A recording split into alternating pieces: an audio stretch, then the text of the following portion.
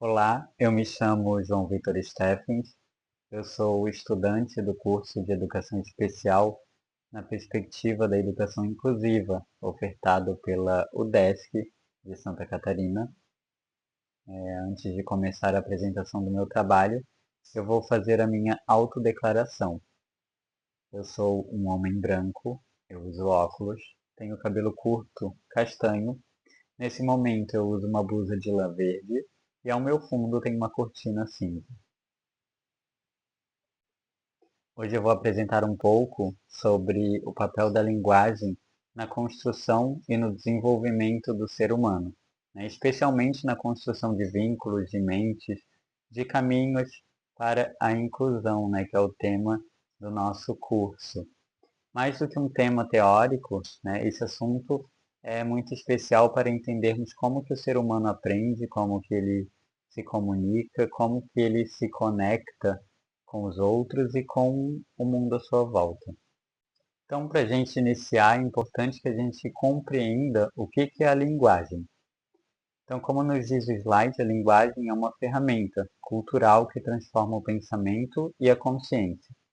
Segundo a abordagem histórico-cultural, é por meio da linguagem que nos tornamos humanos, no sentido mais pleno, conscientes, críticos e capazes de aprender com o outro.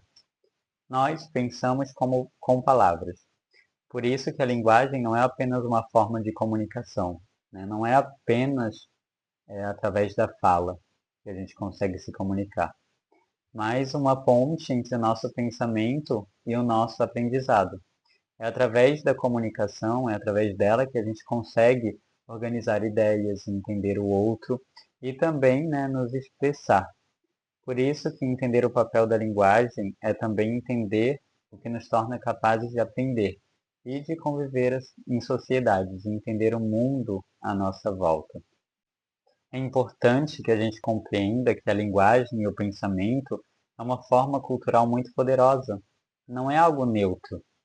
Ela molda a forma como pensamos, como sentimos, como vemos o mundo à nossa volta, como vemos a relação, né, com o outro.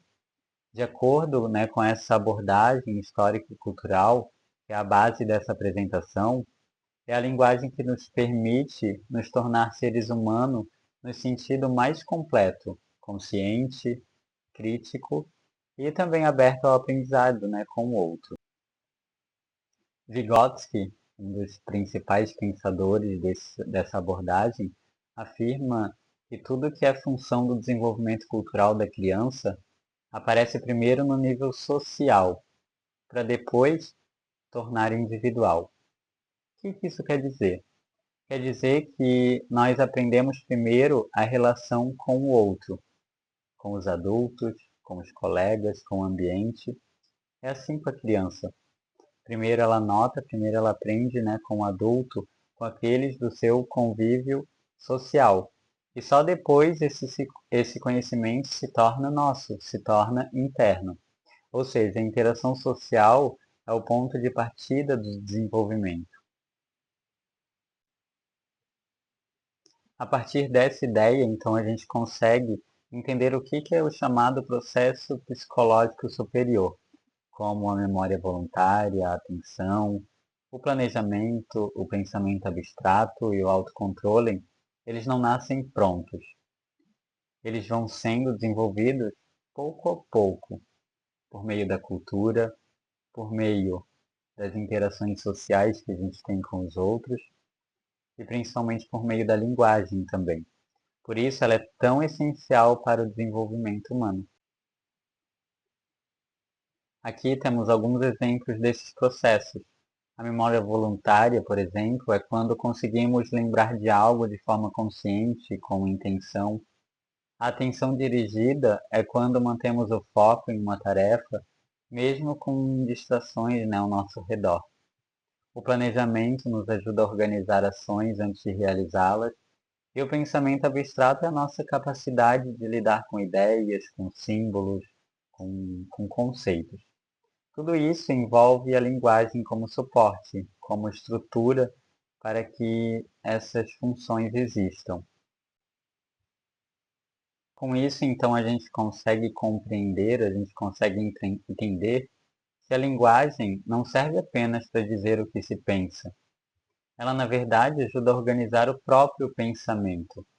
Ela regula o nosso comportamento, ela ajuda a planejar ações, a refletir sobre sentimentos e sobre situações. Quando falamos, não estamos apenas transmitindo uma ideia, estamos transformando a nós mesmos. E muitas vezes influenciando também o mundo à nossa volta, influenciando quem nos ouve. Aqui eu trago uma distinção muito importante, que é a diferença, né, do conceito cotidiano para o conceito científico. O conceito cotidiano é aquele que aprendemos na vida, nas experiências diárias. Ela nasce, digamos que, de uma vivência. Já o conceito científico existe um ensino mais intencional, uma linguagem formal, a mediação de alguém, como o de um professor, né? Que é o caso da maioria dos que fazem esse curso da área de educação. Isso mostra que a escola, então, é um espaço fundamental para o desenvolvimento do pensamento mais complexo, mais elaborado, como a linguagem que é a ferramenta principal, né, desse processo. Por fim, é importante lembrar que a linguagem também é um direito. Quando se fala de educação inclusiva, quando se fala da educação especial, de incluir, não é apenas aceitar o outro, mas é garantir que ele possa se expressar, que ele possa compreender, que ele possa se sentir 100% incluído e compreendido. Isso significa oferecer diferentes formas de linguagem, né, como Libras, comunicação alternativa, recursos visuais, entre outros. Quando tornamos a comunicação acessível, principalmente no ambiente escolar, nós abrimos portas para o desenvolvimento de todas as pessoas, especialmente aquelas que são do público da educação inclusiva, a educação especial. Então eu encerro com essa frase que traz sentido a tudo que foi falado, tudo que foi abordado aqui. Ela diz o seguinte: a linguagem é ponte, não barreira. Que as nossas palavras abram caminhos para todos. A linguagem tem o poder de transformar, incluir e conectar. Que a gente possa usar esse poder então para construir um mundo mais acessível, mais inclusivo. E que a inclusão vá além das palavras, que a inclusão vá também para as atitudes, né? Que vão transformar o mundo. Um mundo mais justo, um mundo mais humano, um mundo mais igualitário. Muito obrigado.